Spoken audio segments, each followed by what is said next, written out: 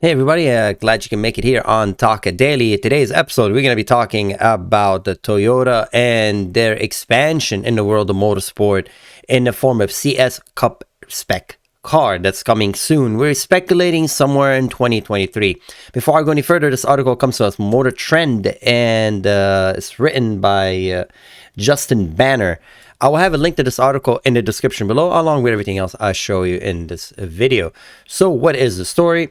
I always encourage you guys to read, everybody to read this article. It has pretty much everything I'm saying to you. It's very well written, but I'm gonna reiterate. I'm basically give you the summarization of this article plus my point of view.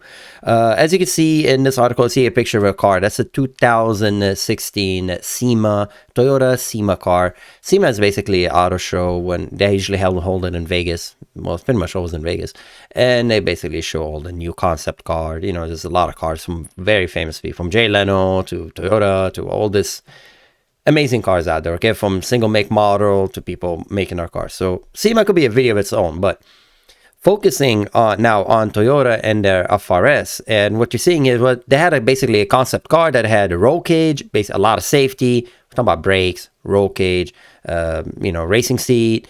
I'm pretty sure it'll be some sort of fire extinguisher, but beside that, the car is pretty much stock. It has suspension, Öhlins with the out-of-box spring, if I'm not mistaken, OZ racing wheels.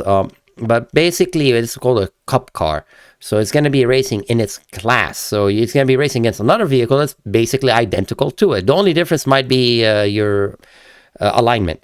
They don't discuss that, but because if you go to the track enough, you realize that's pretty much the main thing. Alignment, if you're especially racing the Cup Series.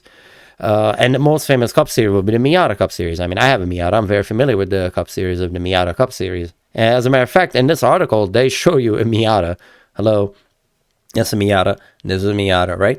So Miata's been doing it. Mazda been doing it for a while. It used to be in Laguna Seca. I think they're still racing Laguna Seca. So it's a very famous series. It helped Miata a lot, sell a lot of vehicles, and it's a great form of advertisement. And Toyota's hopping into that bandwagon, if you want to say. It's not really a bandwagon. It's a great thing. I really think it's amazing Toyota's doing that. And as you can see here, there's one individual looking at the track, studying the track. It's not that easy. It really isn't easy. You got to learn where to shift and the shift point. It's a lot of fun. And now it's going to be attainable because Toyota is actually going to offer that vehicle ready to go, and you could purchase it and go racing with it. The article goes on saying they're comparing to the MX-5 Cup.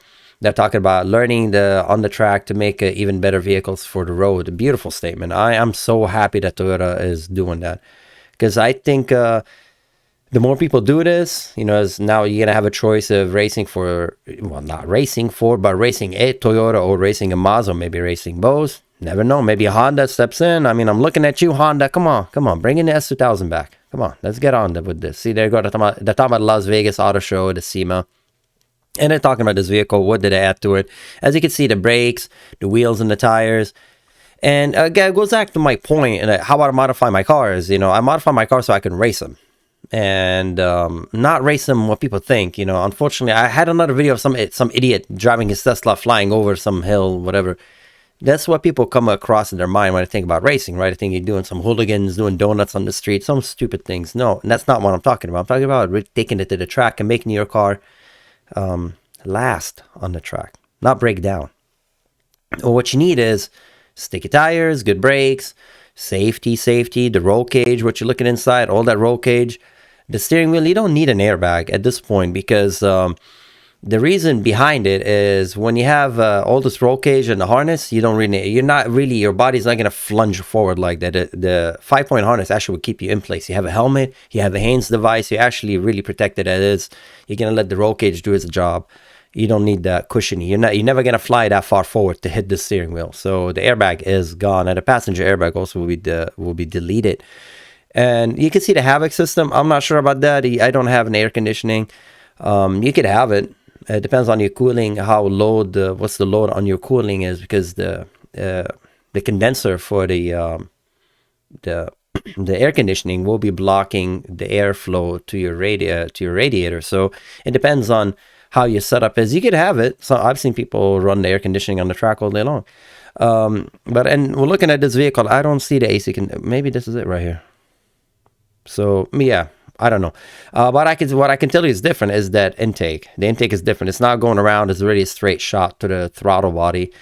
But beside that, it's really a stock vehicle. Most likely, again, on the track, something you'd learn eventually. You just put something around here because the brake cylinder, a lot of the oil was just going to seep around from all the G's. So you usually have something around it, like something to absorb it. Usually it looks like something you put on your wrist.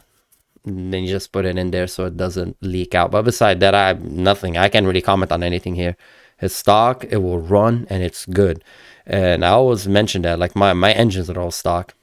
I don't mess with them. I don't add a bigger turbo and stuff like that because bigger turbo, all that stuff basically adds more heat. More heat, you need to dissipate it. The track is usually hot. The track I go to, it's hot. Dissipating heat becomes really a challenge when you're on the track, when you're doing repetitive laps. It's not if you're doing drag racing. One shot run, you probably get away with it, but now when you're doing lap after lap after lap, at this point you're looking at your tires.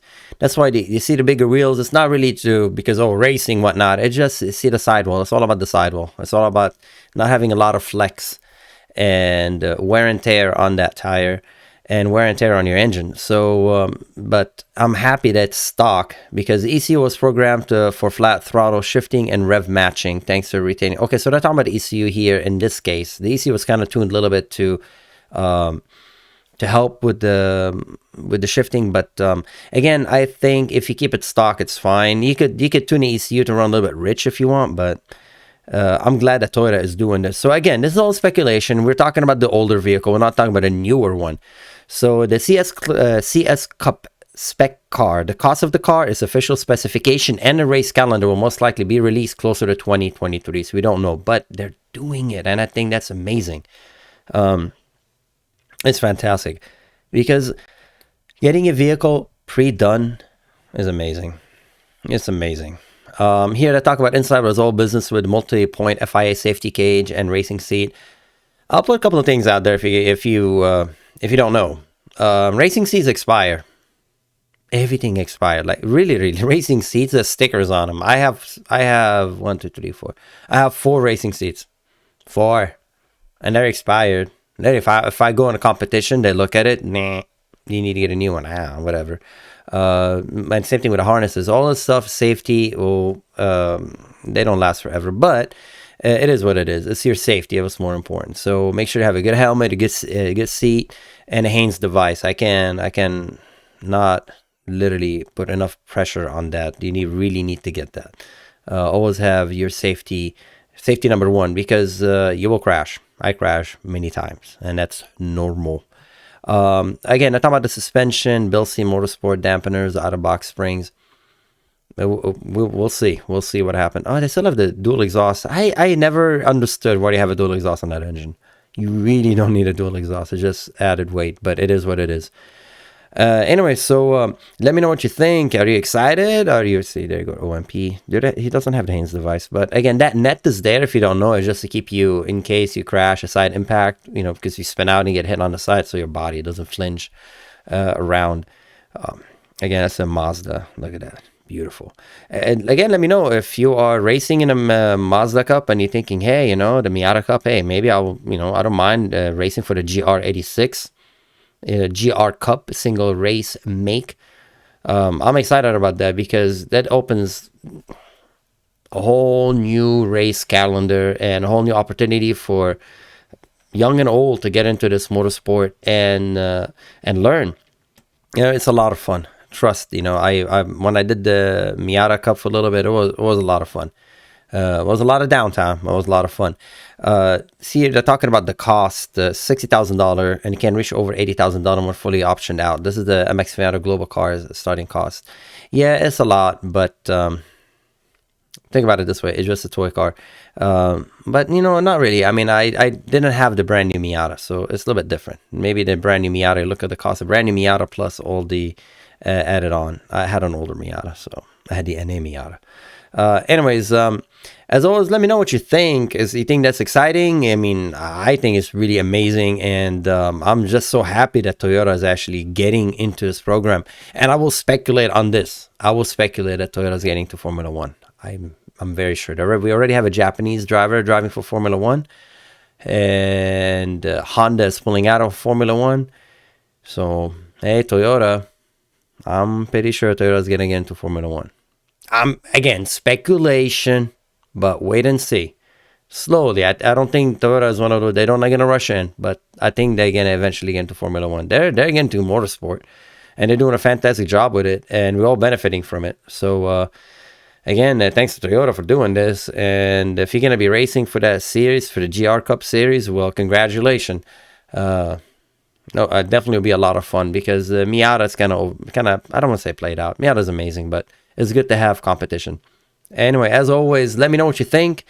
And thanks you for watching, and have a great day. And I'll see you next time. Bye-bye.